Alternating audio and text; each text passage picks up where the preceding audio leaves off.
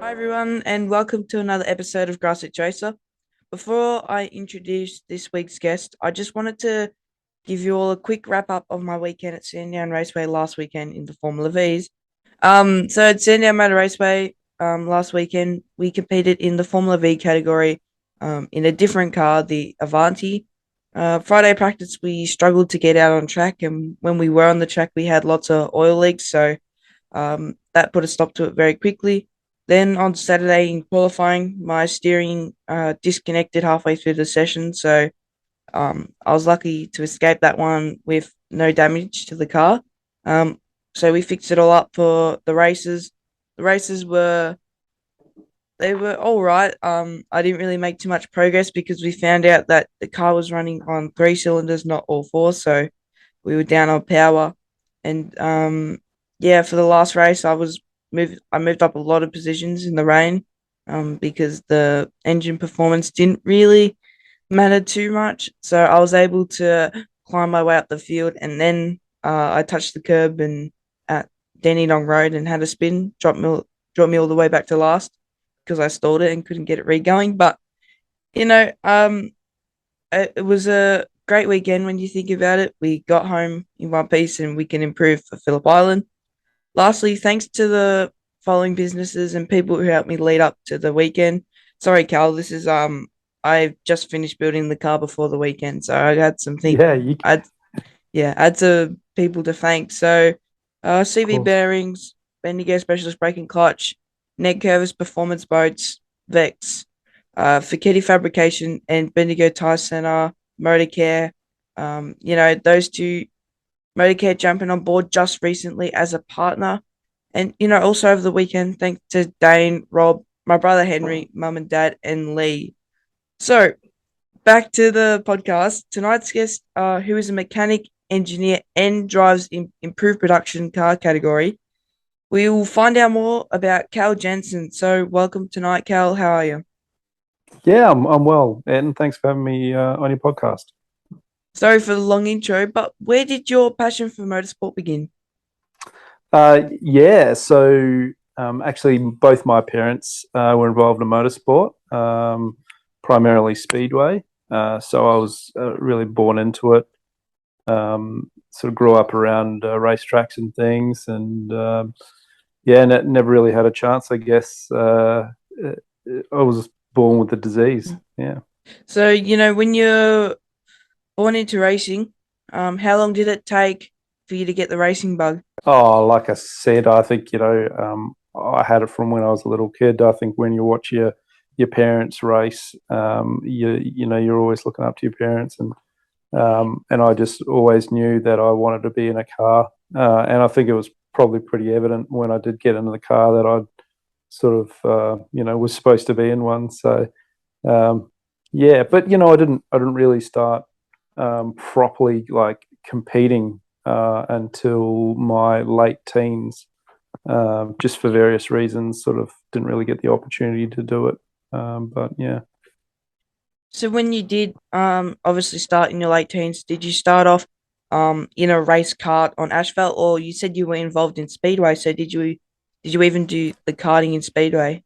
I actually went straight into a speedway car. Yeah, so um, I'm sort of on a one of the less common instances where I started off in cars and then actually went into karts after that.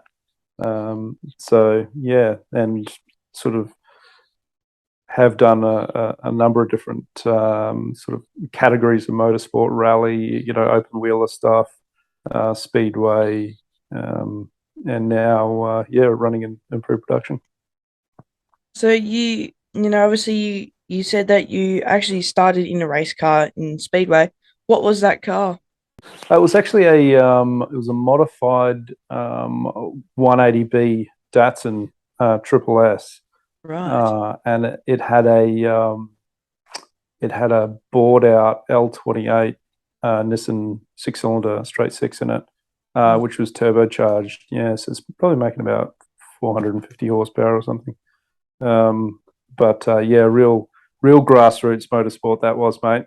Big heavy cars and you know um, a fair bit of rubbing. Mm. Yeah, no, it was a good, it was a good start, good fun. You tend to find in speedway that rubbing's racing, but you obviously you had a lot of fun racing speedway, and then where did you go next from speedway? I actually, I started studying. So that was sort of towards the end of high school that I was racing speedway, and then I went over to the US briefly, did a like an outlaw driving school over there, so our equivalent or the US equivalent of sprint cars, and then came back and I was heavily involved. I went to university to start studying my engineering degree, and I started working on a project called Formula SAE. They build small open Yeah, wheel race cars. And I was sort of I was driving that for the team, and that sort of naturally just turned into me deciding that I'd do karts. I'd start racing karting, so I started racing Rotax lights. Yeah. yeah, that's really cool, man. I believe that I have a friend. I was just trying to check it then, who actually is a part of the Formula. Is it ASA? I can't. Yeah. Um, SAE. Yeah. Yep. yeah, SAE. Um, it's the ones where they're sort of miniature Formula cars, isn't it? With the big wings on them, I Yeah, believe. yeah, that's Yeah. right. So they're a maximum of 600 cc for the internal combustion engine class, and they also do an EV class, electric vehicle class. Yeah. Do you remember what types of tracks they raced on? Or Yeah, yeah, absolutely. So it was more sort of like a time trial style format. So kind of like your Carnacross style um, cone tracks on sort of large sort of skid pan areas and things. And they had a few different um, formats or events, if you like. And they had an acceleration event, which was really sort of just mm, testing straight line speed for the car. And then they had sort of like an autocross, so really focusing on vehicle dynamics and proving the handling capabilities of the car, skid pan endurance, that sort of thing. It was very precise sort of driving rather than door to door racing, but it was good fun. so you did your engineering degree as a part of that, you said. So did you also do a bit of driving, or was it just purely behind the scenes sort of stuff? No, so I was the driver of the team that I was also the head of electrical systems on. So I was studying my undergraduate degree is mechatronic engineering, which is sort of robotics, electronics, Yeah. and mechanical systems. And the role I sort of held, I built all the wiring harnesses and control systems and everything for the car. But then also drove it at the events. Yeah, that's yeah, it's pretty cool doing both jobs. So let's just talk about your improved production car because that it's quite good and you've put lots of research into it. So when did you first get the 308? A 306. So it's actually a Oh, 306 right, GTI 6. Yeah, my yeah. bad. So no, that's all right. There's so many 3.0s and 4.0s and 5.0s in the Peugeot lineup.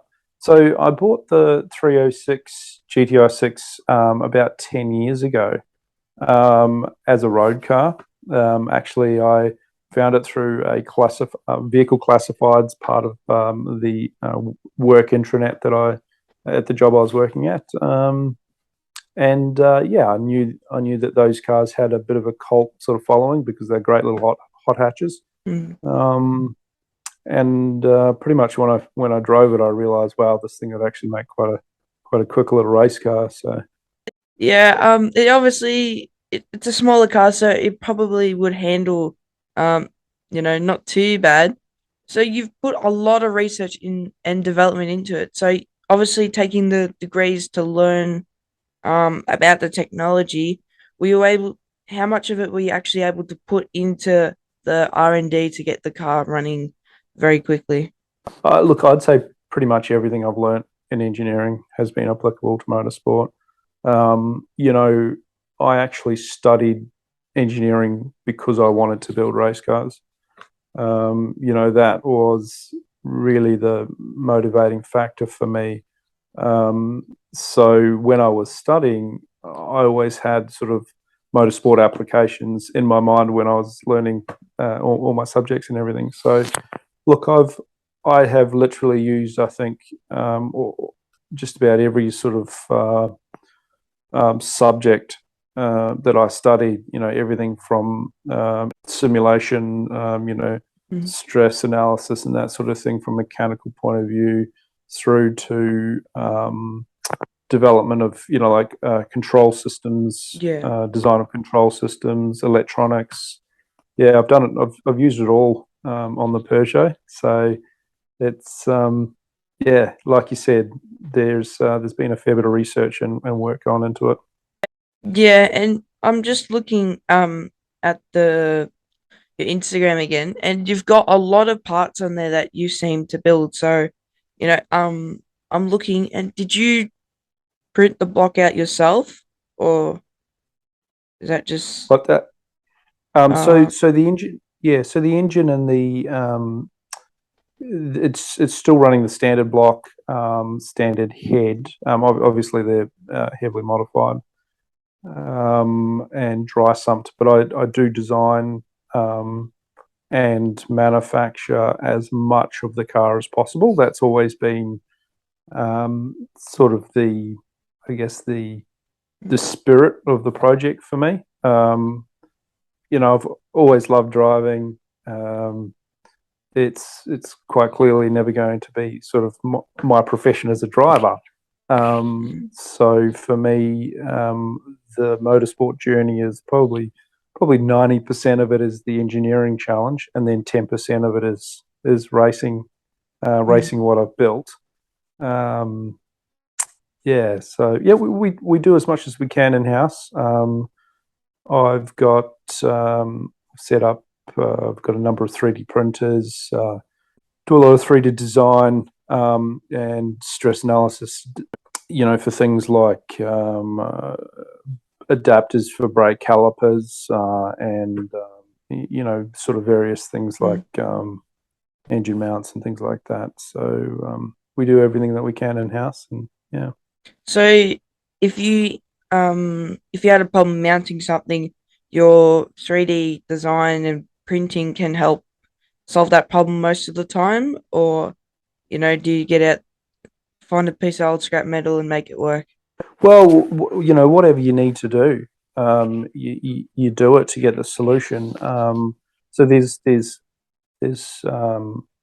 you know, you've got to be careful not to spend too much time designing and printing something, for example, which you could do quickly, you know, with some sort of scrap steel or aluminium or whatever, like you say.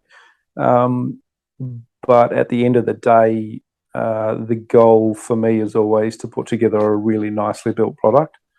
So, you know, initial prototypes can be whatever for fitment purposes, but then you know, once they're proven, and sometimes that means going to the track with an ugly mount, which Mm, is, you know, it's strong enough, but it's ugly. Proving that concept, and then turning around and actually making that really nice. You know, mm. designing it up, getting it CNC'd or whatever.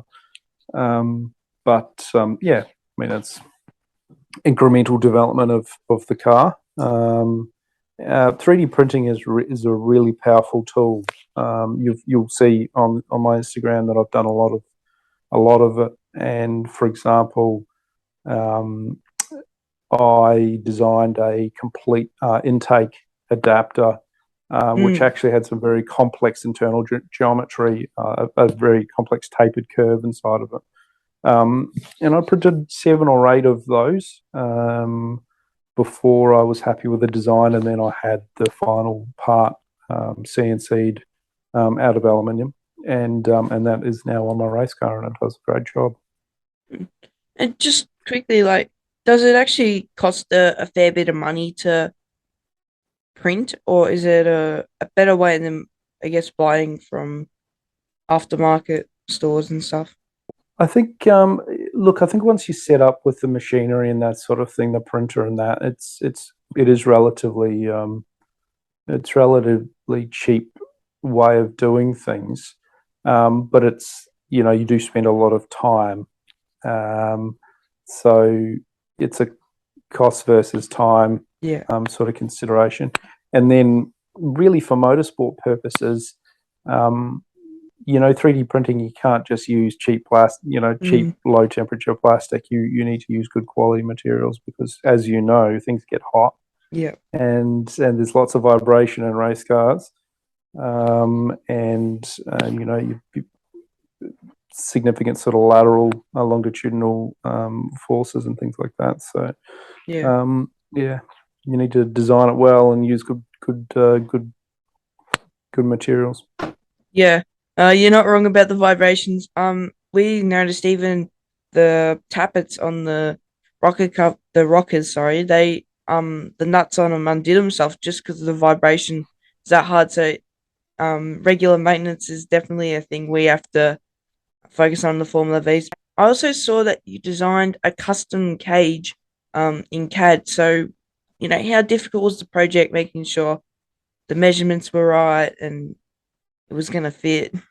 Yeah, that was actually quite a complex process, um, but I guess the key is sort of, I guess, setting yourself up with a system that you're comfortable with in terms of where you're taking your measurements from. So what I actually did was I actually had a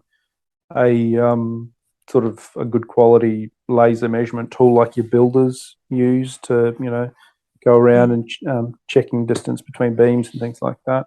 And I set up a datum point inside the car, and then made some sort of little steel reference pieces. And then what I'd do is I'd place them at certain points of the car, get the measurements, and then I basically built an internal, designed or drew an internal a profile which reflected the internal space, the volume inside the car. And then I started actually, yeah, I guess designing it virtually.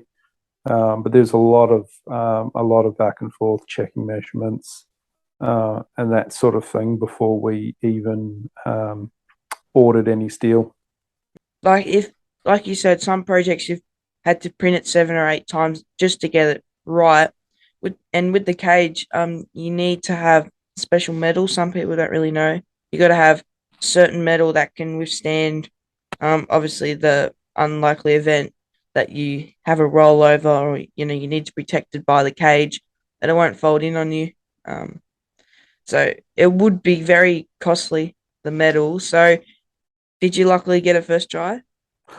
Yeah, so I mean, the cage, you know, I think pretty much every roll cage has an element of fitting and adjusting the pieces to sort of make sure that they're in there nice and snug. And the other thing is that when you're welding, you know, two bits of bar together in an intersection, that sort of thing, you need to get them very close to start with in terms of your profiles, your coping profiles, and that sort of thing, so that you are, you know, not having to fill big gaps Mm, between the members. So it's important to take your time and make sure you get it right. And if you know, if something doesn't quite fit, you have got to you know, sometimes you've got to remake parts. But to be honest, because I did it all in CAD, and I was actually able to have the profile and length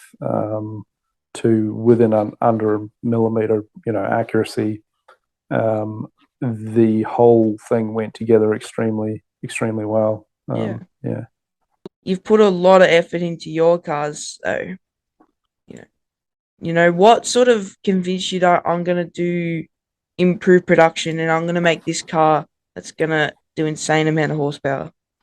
Well, my car doesn't actually make that much horsepower. It's so I run in the under 2 liter class, and so I'm late model. So that that basically means that I have a naturally aspirated engine, so no turbo or supercharger or anything like that. Right. And you know, 2 liter naturally aspirated engines are um, just just due to physics. Really, you know, you a really classy engine is going to put out 300 horsepower of the flywheel. That's most of what you'll get.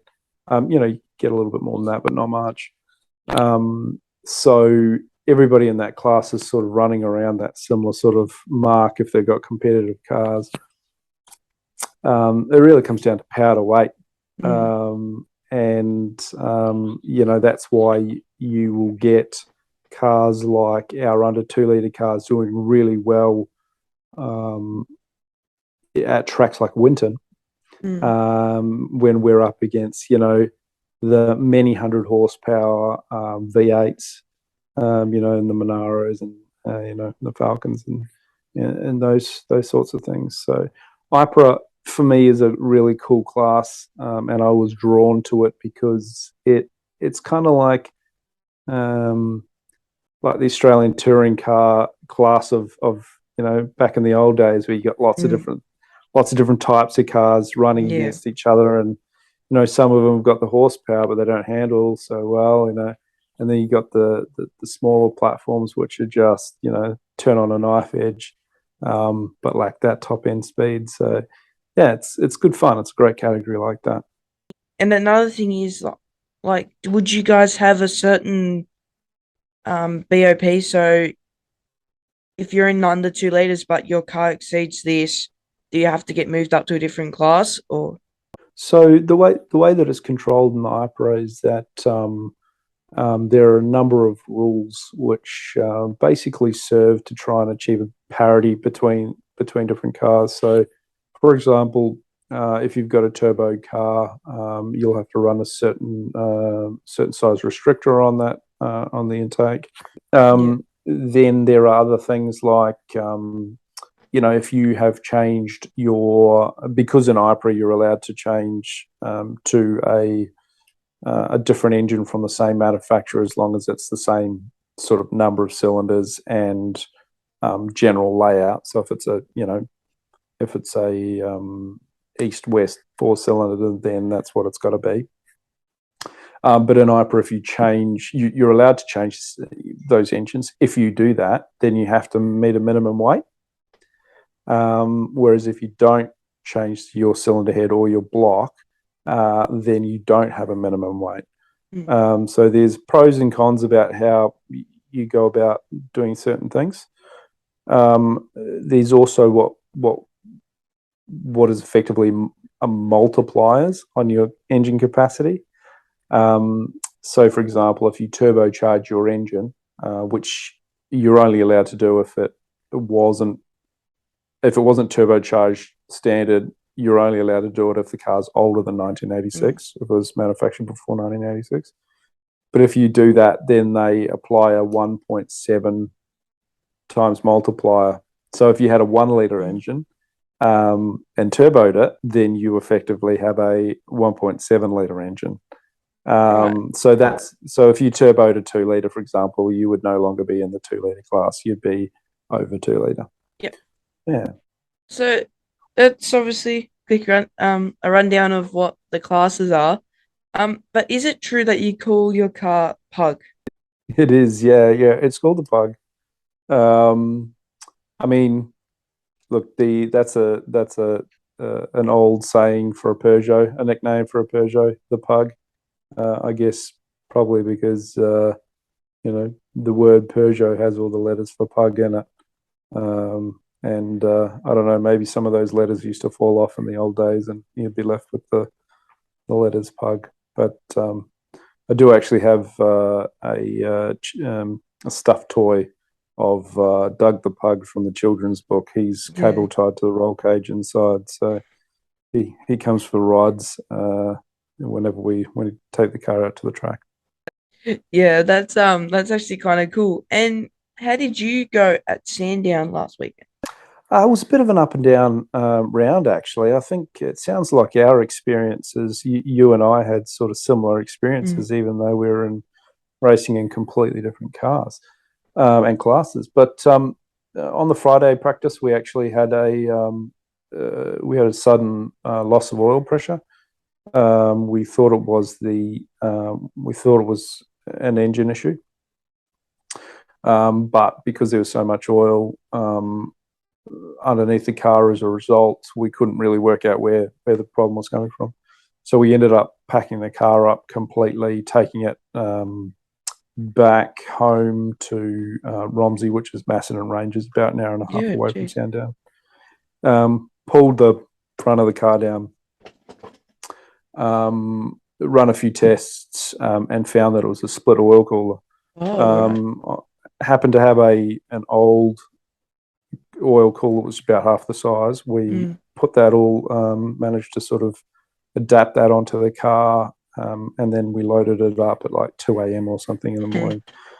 Got a couple of hours sleep, got back to the track. So that was a good start to the weekend. But we qualified off the pace a little bit. So we were in P4 in under 2 litre. In race one, we pretty much just held position there. Race two managed to get up into P3, and then it rained, which is good for us because, like you said before, when we were chatting earlier, all of a sudden then it's not about power. Wet weather can be a great equalizer on the racetrack. So we managed to race the car up into first place in under 2 litre and fifth outright before I actually smashed gearbox and DNF'd. So spun out. It didn't have any drive to the front wheels and spun out down near Dandenong. And I actually watched you race from the comfort of the tow truck on the infield. So I saw you driving around, watched the whole V race from the tow truck. Yep. We didn't have a very good weekend power wise. But yeah, with Volkswagens, if they're not leaking oil, they haven't got any in it. So we what race though was it? Do you believe? So where I saw you, it was last race. Yeah, I spun then. I spun at that corner. I saw the spin. Yeah. I saw the spin. Yeah, I was right there. Yeah. Yeah. Got a bit too much curb. It's tricky through there. And a V2, I would imagine that you probably wouldn't want to take too much curb through there in the wet. No. Whereas in my car, it's pretty forgiving through there, so you can actually take pretty much as much curb as you want. Any part of the track that had painted lines or curbs for us was pretty deadly. So, well, tires are a funny thing like that. There's a huge amount of science that goes into tires, and what works for one tire doesn't necessarily work for the next. And if you follow Formula One, you'll see the incredible amounts of money and technology that go into the tires, and even then the teams still don't get it right, do they? It's some of them do, some of them don't. So look, there's a point where you can sort of increase your grip with some wear on a groove tire, but then you can also rapidly lose grip due to sort of overheating and all sorts of things. So it's look, I think if anybody getting into motorsport, and trying to understand vehicle dynamics and how cars work, and to try and help them as drivers, you really need to have a good understanding of tires. To be honest, that's probably one of the key things that I'd recommend anybody to sort of look into when they start racing. Yeah, 100%. I couldn't agree more. Obviously learning what you're on, the tire compound you're on is very important. Do you have a favorite racetrack in Australia that you have raced on? Yeah, I think for me it's got to be Phillip Island. That's a nice high speed track. The whole, I guess, history of the track is so interesting, and the location is just so beautiful. It's such a we're so lucky to Mm, be able to race there. We really are so lucky, and that's one of the reasons why I love the state series is because it does run there couple mm, of times a season. And there's nothing like sort of sending it through, through turn one there, which, as you know, is super, super fast, mm. and you sort of tip it in there, and then just try and get it settled before the sudden loop. I just love that track. Yeah. Surely you guys take turn one flat in the IP, or you do anyway. Yeah, we carry a fair bit of speed through there. I think it'll probably take it about. I think it wash a little bit of speed off, but it's got to be probably close to 190 through there, and maybe a little bit quicker. Mm. So not nothing crazy, but it is good fun, and the Peugeot does actually go through there quite nicely. So you've raced it? You've raced the island before? Yeah, yeah. Yeah, Uh, yeah. Did I've you done did it. you race it ever in supercarts? Yep, that's the reason Oh, why that we would have did. been crazy. Yeah, we did it in supercarts because the idea of going to supercarts was we were able to learn the tracks like Phillip Island. We Hmm. even did Broadford. That's where I set the lap record. Um, Hmm. Broadford. I We did Winton. Yeah, I did Winton in the supercar. I only did a test day though. Never actually Hmm. raced there. Um, yeah, so we tried to learn them tracks before I actually raced on them. So, Hmm. obviously coming through Southern Loop, it's a bit like that all the time, chasing the rear That's end. right. Um, That's it. Yeah. so yeah, it was very, I will admit it was scary, but in the V's, you still have no control, because of how light they are. Sometimes it feels like the back lifts off the ground and comes around. Yeah, I mean, you've got no aero Mm, in the V's, but you've still got a fair bit of, um, um, your power to weight's certainly reasonable still in a V, so they can be quite quick yeah. through there, and certainly Formula Fords are obviously a bit quicker, but they put a pretty reasonable lap time down as well. Mm, Isle of Magic's a great event. There's always some really interesting cars there, and good fields. So it's a mm. favourite event of mine for sure. Or Yeah. even our national challenge is at Winton, so maybe we could go back there and get some redemption. But it's a very difficult track in the V's. Any Yeah, yeah. category really. Any category, yeah. It's a driver's track for sure. Mm, It's got a number of challenges, and then you throw traffic and almost always weather on mm, top of that at Winton. So, mate, that's you learn you certainly work on your skill set there. Learn your racecraft at Winton. 100%, man. And I'll just quickly back to you. You got to go to Le Mans, which would have been a pretty incredible experience. What was it like to go there, and what were you? Did you do any mechanical work, or were you just spectating? No, I was just spectating, and it was a fantastic opportunity there. It was actually my wife bought me the tickets for my birthday. So we were living in the UK at the time, All right. and so yeah, we were in the right sort of general location to be able to duck over to France. We really sort of took the experience in. We camped in the